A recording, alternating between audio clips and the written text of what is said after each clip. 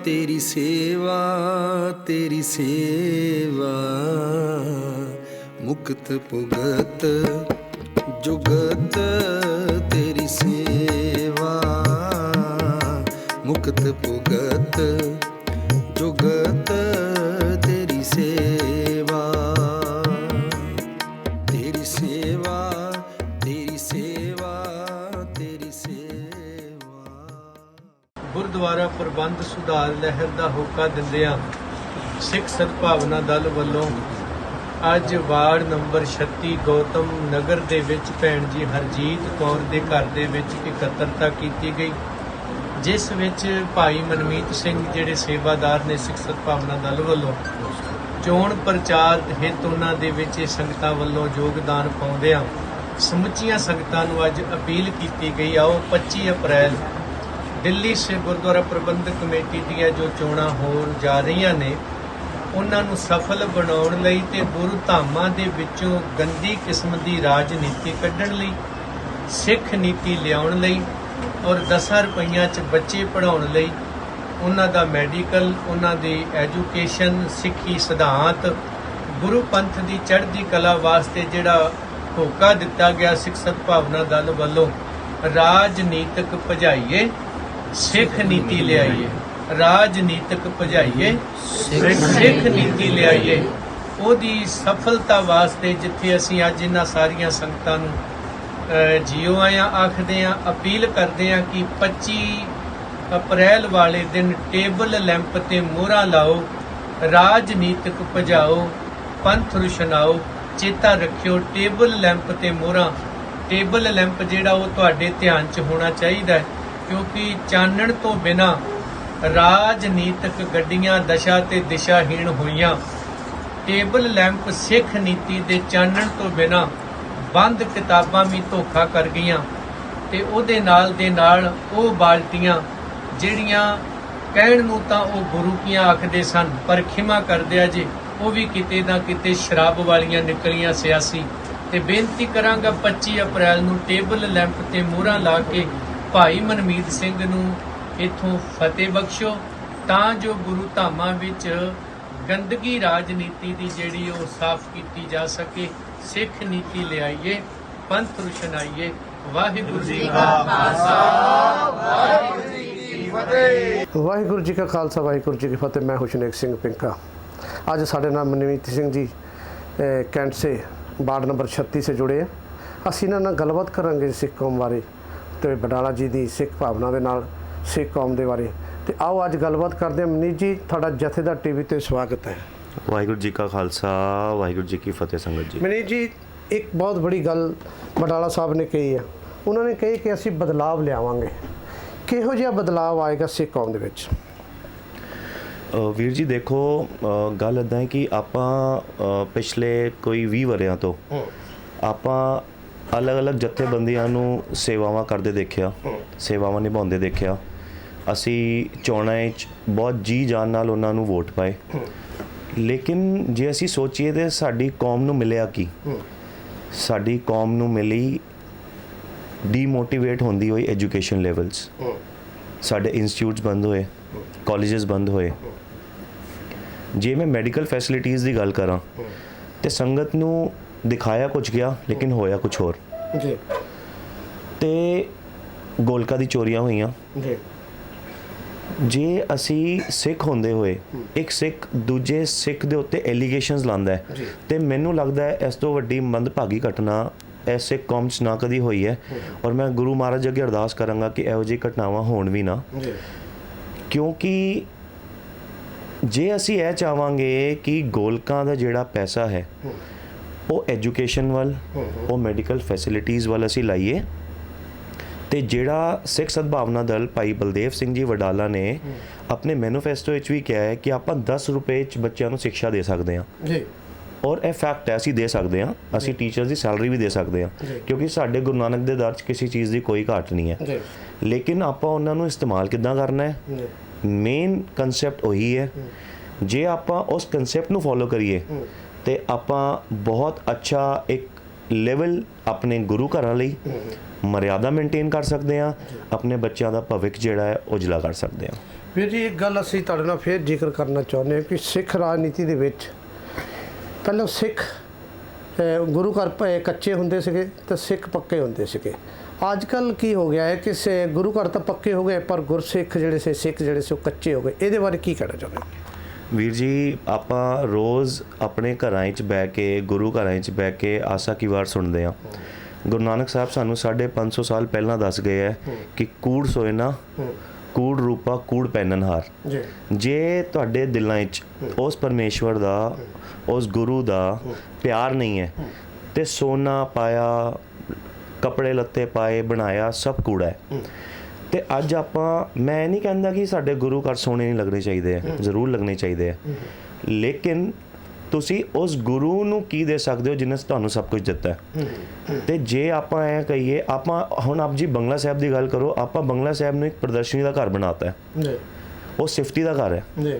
ਅੱਜ ਇਹ ਕਨਸੈਪਟ ਬਣ ਗਿਆ ਕਿ ਅਸੀਂ ਬੰਗਲਾ ਸਾਹਿਬ ਨੂੰ ਜਿਹੜੇ ਦਿੱਲੀ ਦੇ ਦਾਰਸ਼ਨਿਕ ਸਥਾਨ ਨੇ ਉਹਦੇ 'ਚ ਲਿਆ ਕੇ ਖੜਾ ਕਰਤਾ। ਲੋਕਾਂ ਨੇ ਉੱਧਰ ਊਲ ਜਲੂਲ ਹਰਕਤਾਂ ਕਰਨੀਆਂ ਸ਼ੁਰੂ ਕਰਤੀਆਂ। ਕੁਝ ਟਾਈਮ ਪਹਿਲਾਂ ਆਪ ਜੀ ਦੇਖਿਆ ਵੀ ਹੋਏਗਾ ਕਿ ਕੁਝ ਜਥੇਬੰਦੀਆਂ ਨੇ ਆਪ ਮਿਲ ਕੇ ਉੱਧਰੋਂ ਗੰਦ ਨੂੰ ਸਾਫ਼ ਕੀਤਾ। ਤੇ ਪ੍ਰੋਬਲਮ ਇਹ ਹੈ ਜੀ, ਆਪ ਜੀ ਦੀ ਗੱਲ ਤੇ ਦੁਬਾਰਾ ਆ ਰਹੇ ਹਾਂ ਕਿ ਗੁਰੂ ਘਰ ਪੱਕੇ ਨੇ, ਸਿੱਖ ਕੱਚੇ ਨੇ। ਸਿੱਖ ਕੱਚੇ ਐਸੇ ਕਰਕੇ ਨੇ ਕਿ ਗੁਰੂ ਘਰਿਆਂ 'ਚੋਂ ਗੁਰੂ ਘਰ ਦੀ ਜਿਹੜੀ ਮਰਿਆਦਾ ਹੈ ਉਹ ਚਲੀ ਗਈ ਹੈ। ਜਿਹੜੇ ਸੇਵਾਦਾਰ ਨੇ, ਜਿਹੜੇ ਗ੍ਰੰਥੀ ਨੇ, ਉਹ ਵਿਚਾਰੇ ਆਪ ਪਰੇਸ਼ਾਨ ਨੇ। ਉਹਨਾਂ ਦੀ ਕੋਈ ਗੱਲ ਸੁਣਨ ਵਾਲਾ ਨਹੀਂ ਹੈ, ਉਹਨਾਂ ਨੂੰ ਸੈਲਰੀਜ਼ ਨਹੀਂ ਮਿਲਦੀਆਂ। ਜੇ ਮਿਲਦੀਆਂ ਤੇ ਇੰਨੀਆਂ ਥੋੜੀਆਂ ਨੇ ਕਿ ਉਹ ਆਪਣੇ ਬੱਚਿਆਂ ਨੂੰ ਸਿੱਖਿਆ ਨਹੀਂ ਦੇ ਸਕਦੇ, ਉਹ ਠੀਕ ਤਰ੍ਹਾਂ ਦਾ ਖਾਣਾ 2 ਵਕਤ ਦਾ ਨਹੀਂ ਖਾ ਸਕਦੇ। ਤੇ ਇਹੋ ਜਿਹੀ ਜਿਹੜੀ ਵਿਵਸਥਾ ਹੈ ਉਹਨੂੰ ਚੇਂਜ ਕਰਨ ਦੀ ਬਹੁਤ ਸਖਤ ਲੋੜ ਹੈ। ਤੇ ਉਹਦੇ ਲਈ ਹੀ ਭਾਈ ਸਾਹਿਬ ਜੀ ਨੇ, ਵਡਾਲਾ ਸਾਹਿਬ ਨੇ ਇੱਕ ਹੁੰਗਾਰਾ ਭਰਿਆ ਹੈ ਕਿ ਆਪਾਂ ਸਾਰੇ ਮਿਲ ਕੇ ਇਹ ਜਿਹੜੀ ਇੱਕ ਮੰਦਭਾਗੀ ਘਟਨਾ ਚੱਲ ਰਹੀ ਗੁਰਦੁਆਰਾ ਸਾਹਿਬਾਂ 'ਚ, ਉਹਨੂੰ ਹਟਾਈਏ। ਵੀਰ ਜੀ, ਕਈ ਵਾਰ ਅਸੀਂ ਦੇਖਦੇ ਹਾਂ ਵੀ ਕਈ ਅਸੀਂ ਮੈਂਬਰ ਸਾਹਿਬਾਨਾਂ ਨੂੰ ਮਿਲੇ, ਅਸੀਂ ਉਹਨਾਂ ਨੂੰ ਪੁੱਛਦੇ ਵੀ ਤੁਹਾਨੂੰ ਬਾਣੀਆਂ ਕਿੰਨੀਆਂ ਕੰਠ ਆ, ਕਿਹੜੀਆਂ ਬਾਣੀਆਂ ਕੰਠ ਹੈ, ਤੇ ਉਹ ਕਈ ਕਹਿੰਦੇ ਇਦਾਂ ਦੀ ਗੱਲ ਨਾ ਕਰਿਆ ਕਰੋ। ਅਸੀਂ ਕਿਹਾ ਚਲੋ ਨਹੀਂ ਕਰਦੇ। ਸਾਨੂੰ ਤੁਸੀਂ ਇਹ ਤਾਂ ਦੱਸੋ ਵੀ ਸਿੱਖ ਘਰ ਦੇ, ਸਿੱਖ ਕੌਮ ਦੇ ਵਿੱਚ ਰਾਜਨੀਤਿਕ ਵੱਡੀ ਹੁੰਦੀ ਜਾਂ ਸੇਵਾ? ਦੇਖੋ ਵੀਰ ਜੀ, ਸਾਨੂੰ ਪਹਿਲਾ ਜਿਹੜਾ ਸਭ ਤੋਂ ਵੱਡਾ ਲੈਸਨ ਮਿਲਿਆ ਉਹ ਗੁਰੂ ਨਾਨਕ ਸਾਹਿਬ ਤੋਂ ਮਿਲਿਆ। ਜਦ ਪਿਤਾ ਜੀ ਨੇ ਉਹਨਾਂ ਨੂੰ 20 ਰੁਪਏ ਦਿੱਤੇ ਕਾਰੋਬਾਰ ਕਰਨ ਲਈ, ਤੇ ਉਹਨੇ ਉਹਨਾਂ ਦਾ ਵੀ ਲੰਗਰ ਲਾਤਾ, ਸੇਵਾ ਕਰਤੀ, ਤੇ ਉਹਨੂੰ ਅਸੀਂ ਅੱਜ ਤੱਕ ਵੰਡਾ ਰਹੇ ਹਾਂ, ਦੇ ਰਹੇ ਹਾਂ। ਤੇ ਸੇਵਾ ਤੇ ਸਭ ਤੋਂ ਉੱਤਮ ਹੈ ਹੀ ਜੀ। ਜੇ ਬਾਣੀਆਂ ਦੀ ਗੱਲ ਕਰੀਏ, ਜੇ ਤੁਸੀਂ ਬਾਣੇ 'ਚੋਂ, ਜੇ ਤੁਸੀਂ ਅੰਮ੍ਰਿਤਧਾਰੀ ਹੋ, ਤੇ ਜ਼ਰੂਰ ਆਪ ਜੀ ਦੀ ਜਿਹੜੀ ਆਪ ਜੀ ਰੋਜ਼ਮਰ੍ਹਾ ਦੀ ਜ਼ਿੰਦਗੀ ਜੇ ਨਿਤਨੇਮ ਕਰਦੇ ਹੋ ਤੇ ਕਿਤੇ ਨਾ ਕਿਤੇ ਤੁਹਾਡੀ ਜ਼ਿੰਦਗੀ 'ਚ ਵੀ ਉਹ ਪ੍ਰਭਾਵ ਕਰਦਾ ਹੈ। ਜੇ ਤੁਸੀਂ ਬਾਣੀ ਨਾਲ ਨਹੀਂ ਜੁੜੇ ਹੋਏ ਤੇ ਕਿਤੇ ਨਾ ਕਿਤੇ ਜਿਹੜੀ ਦੁਨਿਆਵੀ ਚੀਜ਼ਾਂ ਨੇ ਉਹ ਆਪ ਜੀ ਦੇ ਮਸਤਕ, ਆਪ ਜੀ ਦੇ ਜ਼ਿਹਨ 'ਤੇ ਜ਼ਰੂਰ ਭਾਰੀ ਰਹਿਣਗੀਆਂ, ਮੈਨੂੰ ਇਹ ਲੱਗਦਾ ਜੀ। ਵੀਰ ਜੀ, ਮੈਨੂੰ ਇੱਕ ਗੱਲ ਬੜੀ ਅਜੀਬ ਸੀ ਲੱਗੀ। ਸਿੱਖ ਰਾਜਨੀਤਿਕ ਲੋਕ ਕਹਿੰਦੇ ਕਿ ਵਡਾਲਾ ਕੀ ਚੀਜ਼ ਹੈ। ਮੈਂ ਤੁਹਾਨੂੰ ਪੁੱਛਣਾ ਚਾਹੁੰਦਾ ਵੀ ਤੁਸੀਂ ਇੱਕ ਨੌਜਵਾਨ ਹੋ, ਤੁਸੀਂ ਉਹਨਾਂ ਦੀ ਪ੍ਰਭਾਵਿਤ ਹੋਏ ਹੋ, और दिल्ली ਦੇ ਵਿੱਚ तकरीबन काफ़ी लोग प्रभावित, कैसी प्रभाती है, कैसे प्रभावित हो गए कि वो कुछ बदलाव ऐसा लाएंगे दिल्ली जो इन्हों के मुँह से जवाब दिया जा सके? ਵੀਰ ਜੀ ਦੇਖੋ, ਭਾਈ ਸਾਹਿਬ ਭਾਈ ਬਲਦੇਵ ਸਿੰਘ ਜੀ ਵਡਾਲਾ ਆਪਣੇ ਆਪ 'ਚ ਉਹ ਕਿਸੇ ਵੀ ਤਰ੍ਹਾਂ ਦੇ ਇੰਟਰੋਡਕਸ਼ਨ ਦੇ ਮੁਹਤਾਜ ਨਹੀਂ ਨੇ। ਗੁਰੂ ਰਾਮਦਾਸ ਪਾਤਸ਼ਾਹ ਦੇ ਦਰ 'ਤੇ ਉਹਨਾਂ ਨੇ ਮੁੱਖ ਕੀਰਤਨੀਏ ਦੀ ਸੇਵਾ ਨਿਭਾਈ, ਔਰ ਉਸ ਸੇਵਾ ਤੋਂ ਉਹਨਾਂ ਨੂੰ ਕਿਉਂ ਨਿਸ਼ਕਾਸਿਤ ਕਰਤਾ ਗਿਆ ਇਹ ਆਪਾਂ ਸਾਰਾ ਭਲੀ ਭਾਂਤੀ ਜਾਣਦੇ ਹਾਂ। ਭਾਈ ਸਾਹਿਬ ਜੀ ਸੇਵਾ ਨਿਭਾ ਰਹੇ ਸਨ ਕੀਰਤਨ ਦੀ, ਤੇ ਕੁਝ ਪੋਲੀਟੀਕਲ ਹਸਤੀਆਂ ਗੁਰੂ ਸਾਹਿਬ 'ਚ ਪ੍ਰਵੇਸ਼ ਕੀਤਾ ਉਹਨਾਂ ਨੇ, ਤੇ ਭਾਈ ਸਾਹਿਬ ਜੀ ਨੂੰ ਕੀਰਤਨ ਕਰਦਿਆਂ ਰੋਕਤਾ ਗਿਆ। ਤੇ ਅੱਗੇ ਉਹਨਾਂ ਨੂੰ ਇਹ ਕੁਐਸਚਨ ਵੀ ਹੋਏ ਕਿ ਤੁਸੀਂ ਇਹ ਸ਼ਬਦ ਕਿਉਂ ਪੜ੍ਹ ਰਹੇ ਸੀਗੇ, ਤੇ ਬਾਣੀ ਤੇ ਵੀ ਕੀ ਰੋਕ ਹੈ? ਭਾਈ ਸਾਹਿਬ ਜੀ ਇਹੀ ਕਹਿੰਦੇ ਆ ਕਿ ਜਦ ਮਹਾਰਾਜਾ ਰਣਜੀਤ ਸਿੰਘ ਦਰਬਾਰ ਸਾਹਿਬ 'ਚ ਆਉਂਦਾ ਸੀ ਤਾਂ ਜੇ ਕਦੀ ਬਾਣੀ 'ਚ ਕੋਈ ਤੋਲ-ਜੋਲ ਨਹੀਂ ਕੀਤੀ ਗਈ, ਬਾਣੀ ਪੜ੍ਹਦੇ ਨਹੀਂ ਰੋਕਿਆ ਗਿਆ, ਤੇ ਅੱਜ ਕਿਸੇ ਪੋਲੀਟੀਕਲ ਇੱਕ ਹਸਤੀ ਦੇ ਆਉਣ 'ਤੇ ਤੁਸੀਂ ਗੁਰੂ ਘਰ 'ਚ ਬਾਣੀ ਰੁਕਵਾਤੀ। ਤੇ ਜੇ ਇਹ ਸੱਚਾਈ ਕਹਿਣੀ ਗਲਤ ਹੈ, ਇਹ ਸੱਚਾਈ ਕਹਿਣ ਦੇ ਨਾਲ ਭਾਈ ਸਾਹਿਬ ਨੂੰ ਜੇ ਨਿਸ਼ਕਾਸਿਤ ਕਰਤਾ ਜਾਂਦਾ ਹੈ, ਤੇ ਇਸ ਤੋਂ ਮੈਨੂੰ ਲੱਗਦਾ ਹੈ ਕਿ ਛੋਟੀ ਸੋਚ ਤੇ ਮੰਦਭਾਗੀ ਚੀਜ਼ ਸਾਡੀ ਸਿੱਖ ਕੌਮ ਲਈ ਹੋਰ ਕੋਈ ਨਹੀਂ ਹੋ ਸਕਦੀ ਜੀ। ਇਹ ਗੱਲ ਨੂੰ ਤਾਂ ਵੀਰ ਜੀ ਤੁਸੀਂ ਮੰਨਦੇ ਹੋ ਕਿ ਦਿੱਲੀ ਸਿੱਖ ਗੁਰਦੁਆਰਾ ਪ੍ਰਬੰਧਕ ਕਮੇਟੀ ਦੀ ਜਾਂ ਹੋਰ ਕਈ ਜਥੇਬੰਦੀਆਂ ਹੈ, ਮੈਂ ਸਾਰੀ ਜਥੇਬੰਦੀਆਂ ਨੂੰ ਦੇਖ ਕੇ ਗੱਲ ਨਹੀਂ ਕਹਿ ਸਕਦਾ, ਕਈ ਜਥੇਬੰਦੀਆਂ ਬੜੀਆਂ ਅੱਛੀਆਂ, ਇੱਕ ਸਾਡੀ ਦਿੱਲੀ ਸਿੱਖ ਗੁਰਦੁਆਰਾ ਕਮੇਟੀ ਨੂੰ ਛੱਡ ਕੇ ਸ਼੍ਰੋਮਣੀ ਕਮੇਟੀ ਨੂੰ ਛੱਡ ਕੇ, ਕਿ ਮਾੜੀ ਸੋਚ ਕਬ ਤੱਕ ਰਹੇਗੀ? ਵੀਰ ਜੀ ਦੇਖੋ, ਮਾੜੀ ਸੋਚ ਉਦੋਂ ਤੱਕ ਰਹੇਗੀ ਜਦੋਂ ਤੱਕ ਅਸੀਂ ਉਸ ਗੁਰੂ ਦੇ ਕਈ ਗੱਲਾਂ 'ਤੇ ਪਹਿਰਾ ਨਹੀਂ ਦੇਵਾਂਗੇ। ਉਹ ਪਹਿਰਾ ਅਸੀਂ ਤਾਂ ਹੀ ਦੇ ਸਕਦੇ ਹਾਂ ਤੇ ਜਿੰਨੇ ਵੀ ਮੈਂਬਰਸ ਹੋਣ, ਜਿਹੜਾ ਇਸ ਵਾਰੀ ਇਹ ਬਾਇਲਾਜ਼ ਆਇਆ ਕਿ ਸਾਰੇ ਅੰਮ੍ਰਿਤਧਾਰੀ ਹੋਣ, ਲੇਕਿਨ ਉਹਦੇ ਅੰਦਰ ਵੀ ਇੱਕ ਬਹੁਤ ਅਜੀਬ ਚੀਜ਼ ਮੈਂ ਆਪ ਦੇਖੀ ਕਿ ਜਦ ਆਪ ਜੀ ਨੇ ਐਫੀਡੇਵਿਟ ਦਾਇਰ ਕਰਤਾ ਕਿ ਜੀ ਮੈਂ ਅੰਮ੍ਰਿਤਧਾਰੀ ਸਿੰਘ ਹਾਂ, ਮੈਂ ਦਾੜੀ ਕਾਲੀ ਨਹੀਂ ਕਰਦਾ, ਮੈਂ ਕਿਸੇ ਤਰ੍ਹਾਂ ਦੀ ਕੋਈ ਬੇਦਬੀ ਨਹੀਂ ਕਰਦਾ, ਤੇ ਜਦ ਆਪੋਜੀਸ਼ਨ ਪਾਰਟੀ ਨੇ ਆਪ ਜੀ ਦੇ ਉੱਤੇ ਇੱਕ ਐਲੀਗੇਸ਼ਨ ਲਾਇਆ, ਆਬਜੈਕਸ਼ਨ ਲਾਤਾ ਕਿ ਜੀ ਇਹ ਸਿੱਖ ਅੰਮ੍ਰਿਤਧਾਰੀ ਨਹੀਂ ਹੈ, ਇਹਨੇ ਝੂਠਾ ਐਫੀਡੇਵਿਟ ਦਾਇਰ ਕੀਤਾ ਹੈ, ਤੇ ਬੜਾ ਰੀਸੈਂਟ, ਬਹੁਤ ਰੀਸੈਂਟ ਉਹ ਜਿਹੜਾ ਕੈਂਡੀਡੇਟ ਸੀ ਉਹਨੇ ਬੜਾ ਰੀਸੈਂਟ ਆਪਣਾ ਸਰਟੀਫਿਕੇਟ ਲਿਆ ਕੇ ਦਿੱਤਾ SDM ਨੂੰ ਕਿ ਦੇਖੋ ਜੀ ਮੈਂ ਅੰਮ੍ਰਿਤ ਛਕਿਆ ਹੋਇਆ ਜੀ।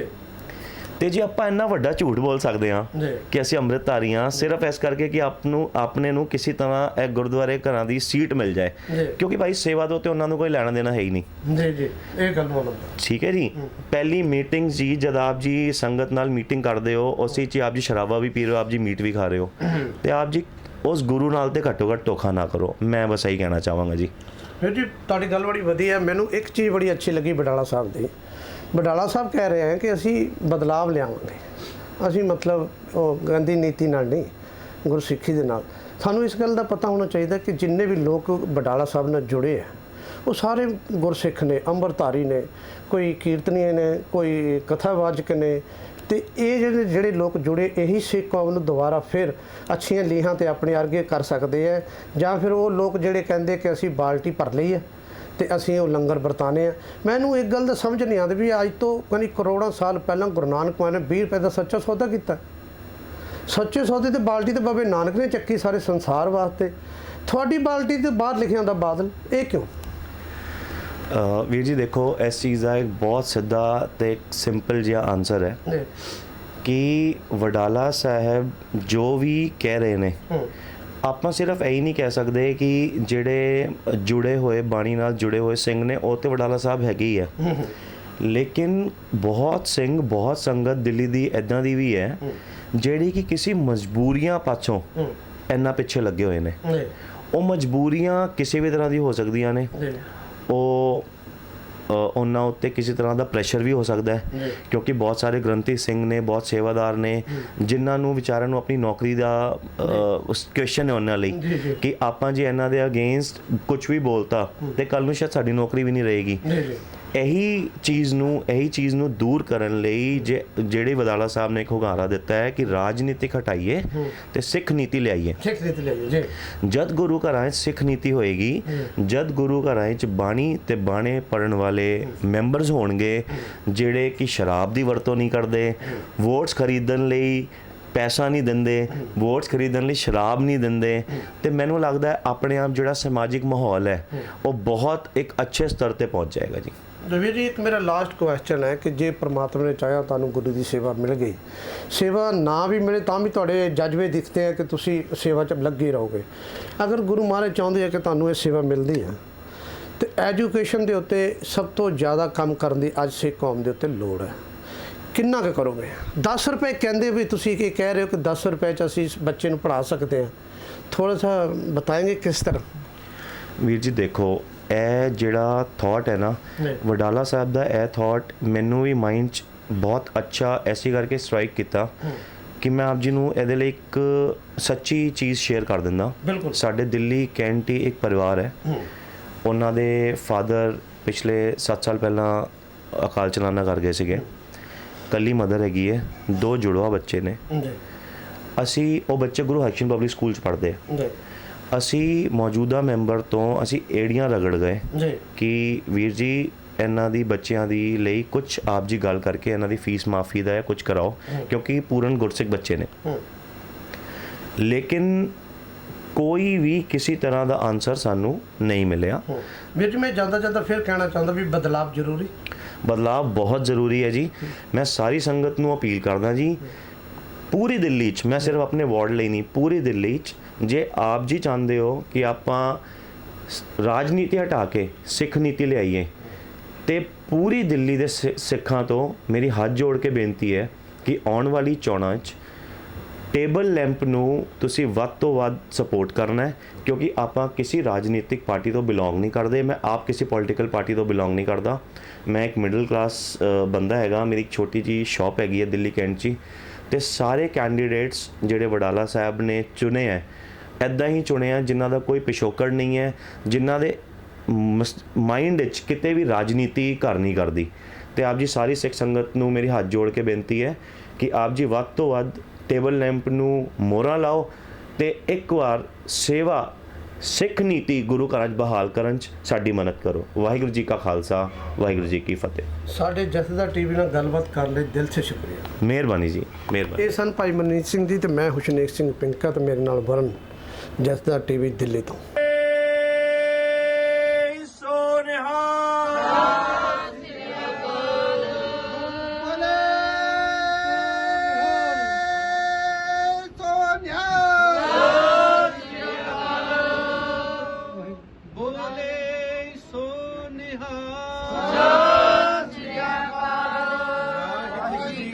ਖਾਲਸਾ